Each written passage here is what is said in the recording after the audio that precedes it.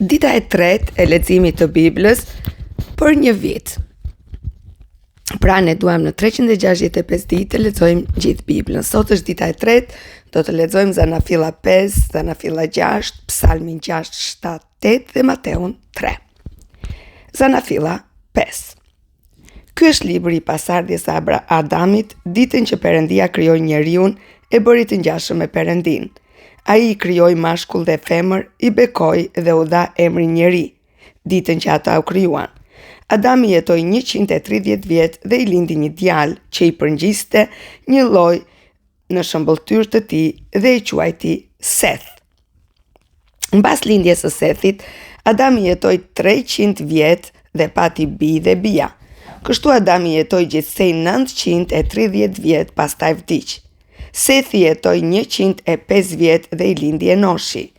Pas lindjes së Enoshit, Sethi jetoi 870 vjet dhe pati bij e bija të tjerë.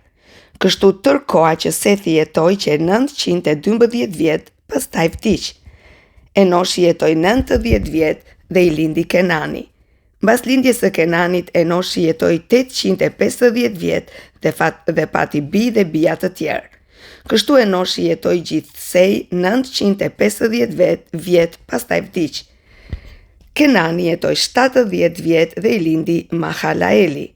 Mbas lindjes së Mahalaelit, Kenani jetoi 840 vjet dhe pati bij e bija të tjerë. Kështu Kenani jetoi gjithsej 910 vjet, pastaj vdiq. Mahalaeli jetoi 65 vjet dhe I lindi Jaredi. Mbas lindjes së Jaredit, Mahalaeli jetoi 830 vjet dhe pati bij dhe bija të tjerë. Kështu Mahalaeli jetoi gjithsej 895 vjet, pastaj vdiq. Jaheli jetoi 162 vjet dhe lindi Enoku. Mbas lindjes së Enokut, Jaredi jetoi 800 vjet dhe pati bij dhe bija të tjerë. Kështu Jaredi jetoi gjithsej 962 vjet, pastaj vdiq. Enoku jetoi 65 vjet dhe I lindi Methuselahu. Mbas lindjes të Methuselahut, Enoku eci me Perëndin 300 vjet dhe pati bij dhe bija të tjerë. Kështu Enoku jetoi gjithsej 365 vjet.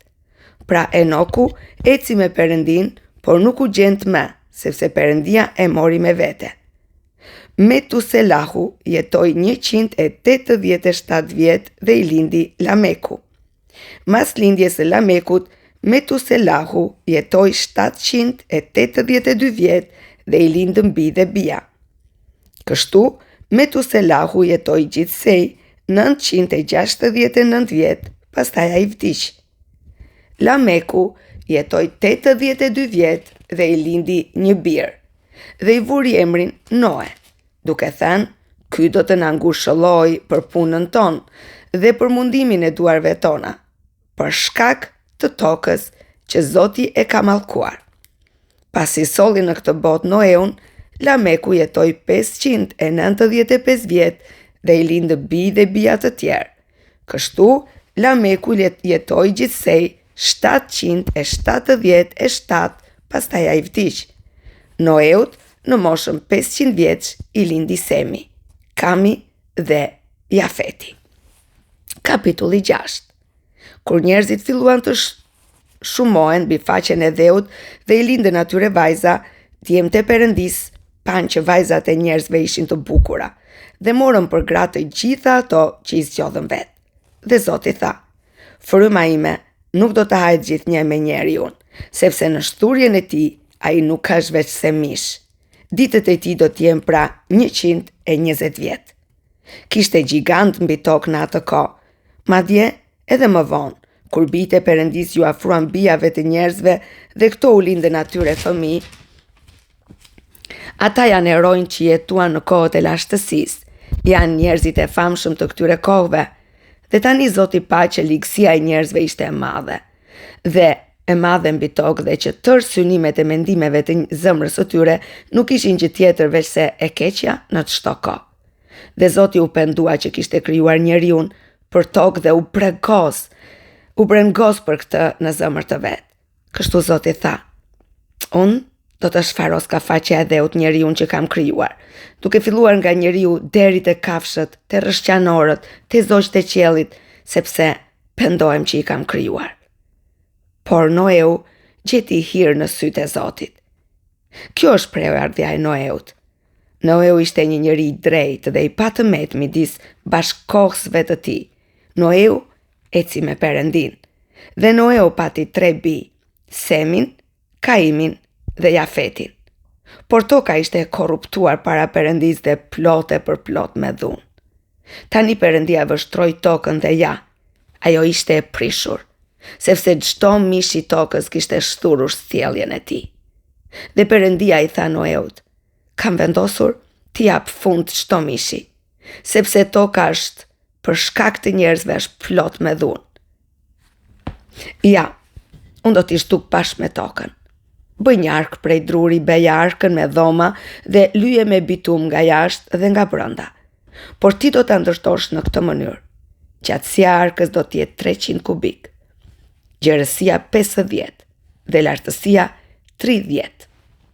Do ta bësh arkën me një dritare dhe do ta mbarosh me 1 kubit mbules nga sipër, kurse anash arkës do të vendosësh derën dhe do ta bësh me 3 kate, pra me katin e poshtëm, të mesëm dhe të sipër. Dhe ja, unë vetë kam për të sjellë përmbytjen e ujrave mbi tokë, për të shkatëruar në qiell çdo mish që ka shenjë jete. Çdo gjë që ndodhet mbi tokë ka për të vdekur. Por unë do të caktoj beslidhjen time me ty, dhe ti do të futesh në arkën, ti, fëmijët e tu, gruaja jote dhe gratë e bijve të tu. Dhe nga çdo gjë që jeton, prej çdo lloj mishi, fut në ark 2 nga çdo lloj, për t'i ruajtur me vete gjallë bashkë me ty, dhe të jenë mashkull dhe femër, nga zogjt, nga baktia dhe të gjithë rrëshqanorët e tokës, sipas llojit të tyre. 2 nga çdo lloj do të vinë te ti që të ruajnë gjallë. Dhe merr për vete nga çdo ushqim që hahet. Grumbulloje dhe ruaje në mënyrë që të shërbejë si ushqim për ty dhe për ata. Dhe Noeu veproi ashtu, siç bëri pikërisht të gjitha ato që Perëndia i kishte urdhëruar. Psalmi 6. O Zot, mos më ndreq në zemrimin tënd dhe mos më dëno në zjarrin e indinjatës sate. Ki mëshirë për mua, o Perëndi, sepse jam i sfilitur nga e keqja. Shërom, o Zot, sepse kockat e mia po vuajnë. Edhe shpirti im po vuan shumë. Po ti, o Zot, deri kur? Sillu nga unë, o Zot, çliroje shpirtin tim, shpëtom për hir të mirësisë sate. Sepse në vdekje nuk do të kujtoj njeri. Kush do të kremtoj në Sheol? Unë jam sfilitur duke psherë tir. Çdo natë lagshtratin me vajin tim dhe bëj që të rrjedhin lot mbi shtrojen time. Syri im ligështohet nga dhembja dhe plaket për shkak të tërë armiqve të mi. Largohuni nga unë, ju të gjithë shkaktar të padrejtësisë, sepse Zoti e ka dëgjuar zerin e vajit tim. Zoti e ka dëgjuar lutjen time. Ai e ka pranuar lutjen time. Dhe tërë armiqtë e mi do të shushaten dhe do të utohen, do të kthejnë krahët dhe do të shushaten në çast. Psalmi 7. O Zot, Perëndia im, po kërkoj strehim tek ti, shpëtom nga ata që më përndjekin dhe çlirom, që armiku të mos e shqyej shpirtin tim si një luan duke coptuar pa mundur njeri të më çliroj. O Zot, Perëndia im, në rast se e kam bërë këtë, në qoftë se ka ligësi në duart e mia, në rast se jam përgjigjur me të keqen atij që jetonte në paqe me mua, ose në rast se e kam zhveshur armikun tim pa arsye, le të më përndjek armiku dhe të më arri, le ta marr në përkëmbë jetën time dhe ta zvarris në plur lavdin time. Çau, o Zot, në zemrimin tënd, çau kundër tërbimit të armiqve të mi dhe në favorin tim. Ti ke vendosur gjykimin. Ku vendi i popujve do të rrethoj. Ktheu mbi ta në një vend të ngritur. Zoti do të gjykoj popujt. Gjyko mo Zot sipas drejtësisë time dhe ndershmërisë time. Jepi fund ligësisë së njerëzve të këqij. Por vendos njeriun e drejt, sepse ti je Perëndia i drejt, që provon zemrat dhe mendjet. Mburoja ime është tek Perëndia, që shpëton ata që janë të drejt nga zemra. Perëndia është një gjykatës i drejt dhe një Perëndi që zemrohet çdo ditë me keqbërësit. Në qoftë se keqbërësi nuk ndryshon, ai do të mpresh shpatën e tij. E ka shtrir arkun e tij dhe e ka përgatitur. Ai ka përgatitur kundër ti armë vdekjeprurse. I mban gati shiqetat e tij të zjarrta. Ja, keqbërësi lind pa drejtësinë. Ai ka konceptuar ligësinë dhe ka për të pjell mashtrimin. Ai gërmon një grop dhe e bën të thellë, por bie vetë brenda në gropën që ka hapur. Ligësia e tij do të kthehet mbi kryet e vet, dhe dhuna e tij do të bjerë mbi çafkën e kokës. Kurse unë do të falenderoj Zotin për drejtësinë dhe do të këndoj lavdërime në emrin e Zotit shumë të lartit.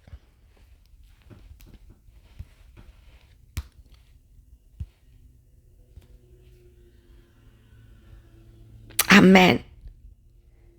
Kalojmë tek Psalmi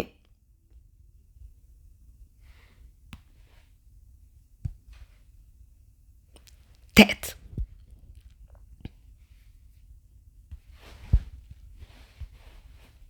Sa i mrekullueshëm është emri yt.